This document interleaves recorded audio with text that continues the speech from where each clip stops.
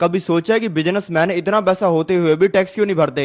ऐसा वो कर पाते हैं बैंक से लोन लेने की वजह से। सभी बड़े बिजनेसमैनों की कंपनियां होती हैं। अगर एक बिजनेसमैन को 1,000 करोड़ रुपया चाहिए खर्चा करने के लिए, तो वो 1,000 करोड़ रुपए की अपनी कंपनी में से सैलरी नहीं लेगा, बल्कि 1,000 करोड़ का बैंक से लोन लेगा। क्योंकि बिजनेसमैन ये जानते हैं कि अगर वो अपनी कंपनी में से सैलरी लेते हैं तो उस पर लगेगा इनकम टैक्स। यानी कि अगर एक बिजनेसमैन अपनी कंपनी में से 1,000 करोड़ की सैलरी लेगा तो उस पैसे पर इनकम टैक्स लगने की वजह से उसे उस पैसे पर 40% टैक्स यानी कि 400 करोड़ रुपए का टैक्स भरना पड़ेगा।